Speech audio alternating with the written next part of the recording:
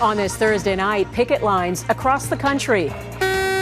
You don't have to be in an office to do your job well. The demands from federal workers for more pay and more flexibility as important services remain at a standstill. The promise to plant 2 billion trees, why only a fraction are in the ground, and Canada is still falling short on climate action. Shot after making a mistake. The bullet came back and it hit me, and the bullet went in my cheek. The rash of unarmed Americans caught in gun violence is no place safe. And the maiden flight of one of the most powerful rockets ever built. Why the SpaceX Starship blew up, but is still considered a success.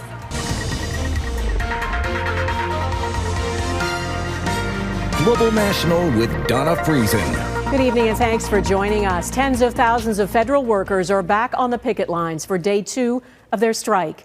Bargaining is still underway between the union, the Public Service Alliance of Canada, and the federal government, but there are no signs of a deal. There has been no contract since 2021. One of the demands is a guarantee about the right to work from home. Employees have been mandated back to the office at least 2 days a week. This is an issue employers across the country are grappling with and why so many eyes are on the outcome of this strike. Touria Izri has our top story tonight. Federal workers are on the picket line and the front line of a deepening debate. You don't have to be in an office to do your job well. Negotiations between the government and the Public Service Alliance of Canada are at an impasse. Union members are fighting for more money and more flexibility, and they want remote work written right into their contracts. We want to see language incorporated into the collective agreement that reflects working from home. The Treasury Board ordered civil servants back to the office for at least 2 days a week. I'm at my desk on my computer for a lot of the day. A lot of it's me reading through documents, so that's just not something I need to come in to do. We are still dealing with the COVID-19 pandemic, and it can put our lives at risk to be in the office. But the feds and some business leaders believe it is time to come back. Downtown cores has suffered for the past 2 years through COVID, and they're not back to pre-pandemic revenues. It's a conversation happening at workplaces across the country, public and private. While many employees insist remote work saves time and money, some employers feel like they're losing out. Certainly a lot of my clients who have expressed a desire to get everybody back in the office full-time again, like the pre-pandemic days. The big reason for that being partially productivity, but also the collegiality. Alexandra Samuel is a digital workplace expert who wrote the book on remote work. We see in study after study that everybody who's had the opportunity to work remotely over the pandemic is pretty keen to keep that opportunity.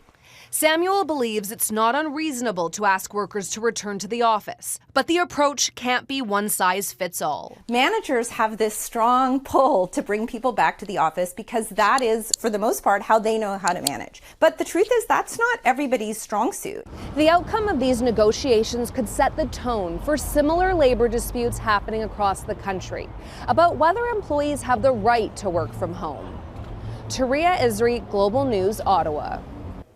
Police say they're investigating a major heist from Toronto's Pearson International Airport. $20 million worth of gold and other high-value goods were stolen after being offloaded from an aircraft. Police say the plane landed early in the evening on Monday and that after what they call a high-value container was secured in a holding facility, it was stolen. The gold and goods were reported missing a short time later.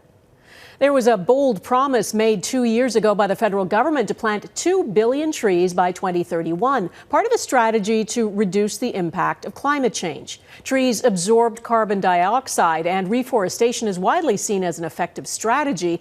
But an audit of the program by Canada's Environment Commissioner says so far we are nowhere close to getting 2 billion trees in the ground. And as David Akin reports, the commissioner found other holes in the Trudeau government's green agenda. What we're going to do is plant 2 billion trees over the next decade. It was one of the signature elements of the Liberals' campaign platform in 2019, a promise to plant trees that will suck harmful greenhouse gas emissions out of the air.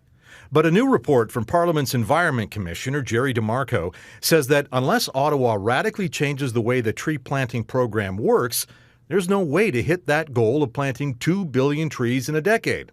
They are not on track. and we provide recommendations that would allow them to get back on track to meet 2 billion trees by 2031. So it's still possible to catch up. And it's not just that. The promised environmental benefit of planting all those trees may not be as advertised. Those returns on investment will come in later decades as the trees grow larger. And there are other gaps in the government's green agenda. For example, the government has passed lots of regulations to cut greenhouse gases. The rule on vehicle tailpipe emissions is one good example. But Ottawa cannot say how effective each regulation has been. DeMarco says that failure is the latest in 2 decades of Canada failing to deliver on climate change promises. There is no track record of Canadian emission reductions. There's only been a track record so far of increases in greenhouse gas emissions. So we're improving every year, but we won't stop fight climate change while we figure out reporting methodologies. DeMarco had one more warning. He says climate change poses real risks to the stability of Canada's financial sector, and that the federal banking regulator needs to do more to make sure financial institutions are accounting for that risk. David Akin, Global News, Ottawa. Recognizing the risks and adapting to climate change is going to be essential, and a new report looking at Europe puts that into context. It says extreme heat and drought is threatening lives and livelihoods, especially in southern Europe, which is warming nearly twice as much as the globe on average since pre-industrial times. New modeling compiled by Europe's leading climate change service shows 2022 was Europe's hottest summer on record and the continent's second warmest year. Globally, it was the Earth's 5th warmest year on record. The report suggests the return to El Niño conditions later this year will likely drive up temperatures in 2023 or 24. Climate change isn't a future problem. It is a current problem or a current challenge that we all need to adapt to and live with. The last 8 years have been the warmest ever recorded on Earth. The world's hottest year on record was in 2016. That was fueled by a strong El Niño weather phenomenon. Millions of Americans in the central U.S. are under threat of severe weather yet again, and at least 2 people are dead after tornadoes ripped through central Oklahoma overnight. Rescue workers are combing through flattened homes after reports of people trapped and injured. The tornado that touched down there was one of 18 spotted in Oklahoma, Iowa, and Kansas. And the threat still exists. For a second consecutive day, tornado and severe thunderstorm watches are in effect for about 40 million Americans. There are more guns than people in the U.S., and trauma from gun violence is on the rise. Last weekend was the most violent of the year. An American nonprofit group that tracks gun-related violence says there were 7 mass shootings on Saturday alone. One of them was at a 16th birthday party in Alabama, where 4 people were killed, 28 injured. And there have been multiple cases of unarmed people being shot after accidentally making a wrong turn or ringing the wrong doorbell. Mike Armstrong takes a deeper look at America's persistent problem with guns. We just never expected it in a million years. It started over a basketball that rolled onto the wrong lawn. The homeowner went inside and came back with a gun. One of 4 people shot Tuesday in North Carolina was this 6-year-old girl. The bullet came back and it hit me, and the bullet went in my cheek. Andrew Lester entered the courtroom. In Missouri this week, an 85-year-old man was charged after a shooting involving a 16-year-old boy. Police say Ralph Yarl went to this home and was shot through the door. He was supposed to pick up his brothers and had simply gone to the wrong house. A very sad case. It was a similar mistake in New York State. Saturday, a group of friends drove up a rural driveway to turn around and were shot at twice. One of the bullets killed 20-year-old Kalen Gillis. For this man to sit on his porch and fire at a car with no threat is just angers me so badly. I'm Peyton Washington on Woodlands Elite Generals. In Texas, an 18-year-old cheerleader is in hospital. She and a friend were shot Tuesday in a supermarket parking lot leaving practice when one of them tried to get into the wrong car. He shot his gun like 5 times or so. A recent Gallup poll found 63% of Americans are dissatisfied with the country's laws and policies on gun control. That includes a majority among Republicans, 54%. Even at the National Rifle Association's annual convention this past weekend, there was some support for tightening rules. I think we need to have more control over who gets to purchase the guns. This is a mental health problem. Well, the loudest voices at the convention were pushing in another direction, as though the U.S. has a bigger problem with mental health than other countries like Canada. It does not. What it does have is more weapons per capita than any other country and a culture that says people need a gun for protection. These latest shootings are indicative of the ramifications of a gun lobby doing everything they can to sell fear in order to sell guns. Farmington Police. Now, more guns doesn't make it easier for police either. This was a case earlier this month in New Mexico. Police were responding to a domestic violence report in the middle of the night. Hey, hands up! The homeowner went to the door with a weapon in his hand and was shot and killed. Shots fired, shots fired! Police in that case had also gone to the wrong home. Mike Armstrong, Global News.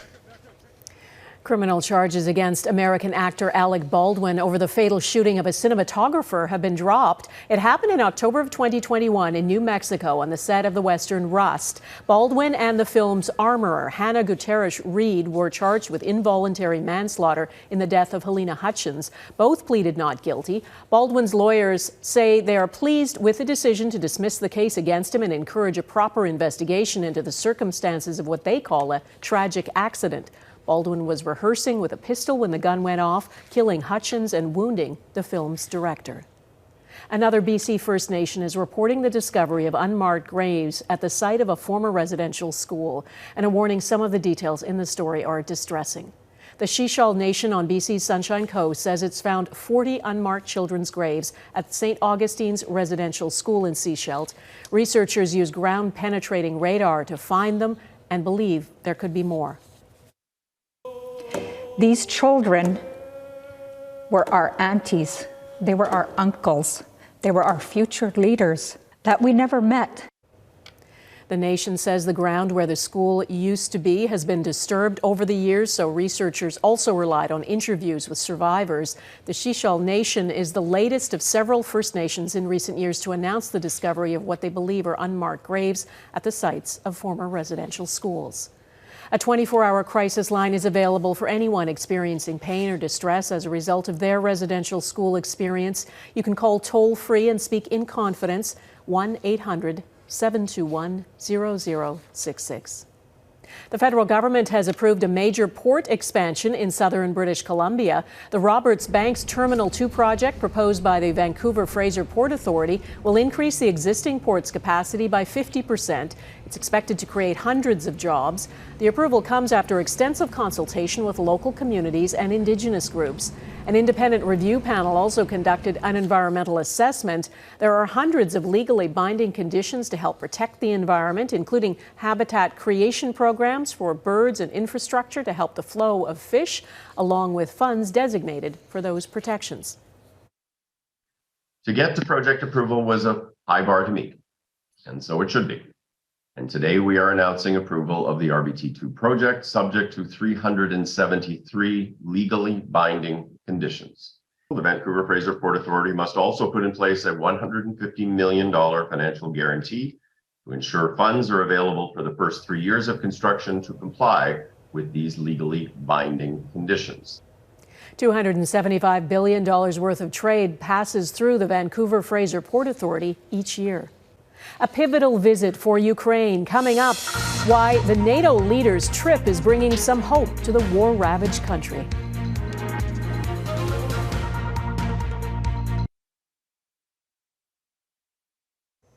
In Yemen's capital, an investigation is underway into a crush of people that left at least 78 people dead at a charitable event during the final days of Ramadan. And a warning, the images are disturbing. This video shows the moment it happened. Hundreds of people tried to flee and yelled for help. The crowd had gone to a school to try to receive aid donations worth about $9 a person. People in Yemen are in desperate need. The country has been devastated by an 8-year civil war that has killed tens of thousands of people, crippled the economy, and pushed millions to the brink of starvation. In Sudan, thousands of people have fled ongoing violence in the capital city of Khartoum, and they're desperate for a temporary ceasefire over Eid, the holiday marking the end of Ramadan. Residents boarded buses in droves, grabbing what they could carry as fighting between rival military factions entered its 6th day. Multiple ceasefires have so far failed. Food supplies are becoming scarce. About 6 million people live in the capital area of Sudan, where the fighting has been most intense. NATO's Secretary General Jens Stoltenberg made a surprise visit to Kyiv today, his first since Russia launched its full-scale invasion of Ukraine. Great to see you. Good to see you. I'm so impressed.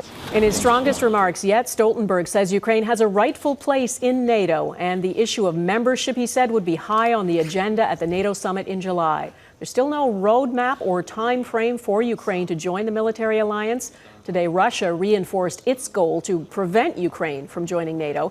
Stoltenberg agreed to more support for Ukraine. He also laid a wreath in memory of those who have been killed during the Russian occupation of Bucha. More than 1,400 people died, including 37 children. Successful failure ahead while scientists celebrated the blowing up of Elon Musk's SpaceX Starship.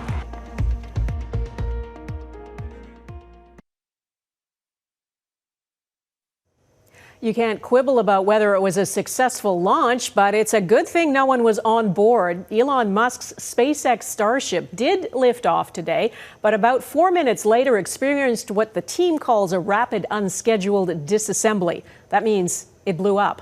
At 120 meters high, Starship is the biggest, most powerful rocket ever built. It's taller than NASA's Saturn V, used for the Apollo mission, and twice the size of the Space Shuttle. It's intended to one day send people to Mars. But as Jackson Prosco reports, they're going to have to work out a few kinks first.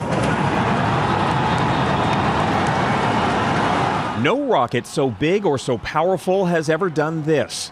With 33 engines and 4,500 tons of fuel, the SpaceX Starship soared off the launch pad. We're flying at twice the thrust of the Saturn V heading to space. It made it high above the Gulf of Mexico, on its way into test orbit. But just minutes into the launch, a problem. You can see some of the engines failed. And right before Starship was supposed to separate from its booster, it all went sideways. Obviously, we're seeing from the ground cameras the entire Starship stack continuing to rotate. We should have had separation by now.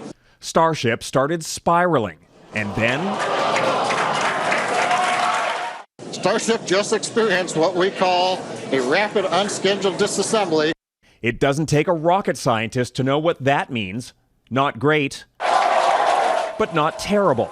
SpaceX staff actually celebrated, while SpaceX founder Elon Musk watched from mission control. Everything after clearing the tower was icing on the cake. Starship's huge size has brought big challenges. Multiple tests have failed spectacularly.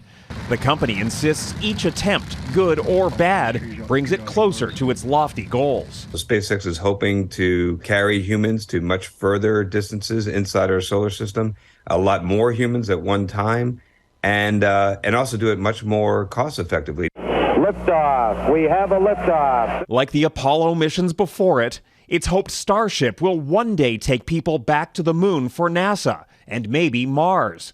Unlike rockets of the past, Starship and its booster are meant to land and be reused. They'll get another booster and another Starship, and they'll try again. Indeed, SpaceX plans to analyze the data from this successful failure and aims to send another Starship into the heavens in the coming months. Jackson Prosco, Global News, Washington. Nowhere to land why these nostalgic toy plane sculptures are being removed from Calgary International Airport.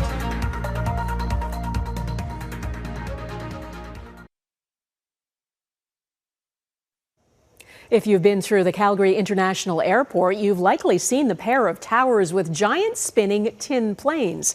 The sculptures have been a colorful part of the domestic terminal for 20 years. Now, as Heather Yurix-West explains, the airport is updating the terminal and returning the art to the artist, who's hopeful the planes can find a new home. Around Alberta, his works of art are well known. Jeff DeBoer is a sculptor, and over the years, he's created more than 3,000 pieces. They're nostalgic, whimsical, and usually made of metal. But ask him his favorite. Well, this is absolutely at the top. Absolutely at the top. For more than 2 decades, his piece, called When Aviation Was Young, has been a fixture at the Calgary International Airport. 2 giant wind-up toys featuring larger-than-life tin planes. Yeah, they've been there a really long time. I remember when they were there, we used to fly here as a kid and see grandparents, and now these girls play with them when we're here. They like to twist them up and see the planes go around. But the artwork will soon be departing YYC. That terminal building can no longer meet its requirements for seating, to be quite honest. They have to rebuild or redesign that space, and so many things have to be taken out now to make room for people. So the installation that came together over 5,000 hours more than 20 years ago is searching for a new home. And at more than 6 meters tall, that's no easy task. The 17-piece set also has to remain indoors and requires regular maintenance as well. But 24 hours ago, I wasn't sure what was going to happen, but the last 24 hours has been absolutely electric. From shopping malls, museums, and university campuses, the interest in this artwork so far has been strong. So there's lots of opportunity and possibilities coming down the pipeline now for the work. So I'm very confident that we're going to be able to keep this in Calgary. So the flights of imagination can continue for the next generation of kids and beyond. Heather Urix West, Global News, Calgary. That is Global National for this Thursday. I'm Donna Friesen. Tonight's Air Canada is these cherry blossoms in Toronto's High Park. Many of the trees are 60 years old. They were a gift from the Japanese ambassador to Canada. Thanks for watching. Farah Nasser will be at the anchor desk tomorrow, and I'll see you Saturday for the new reality. Bye-bye.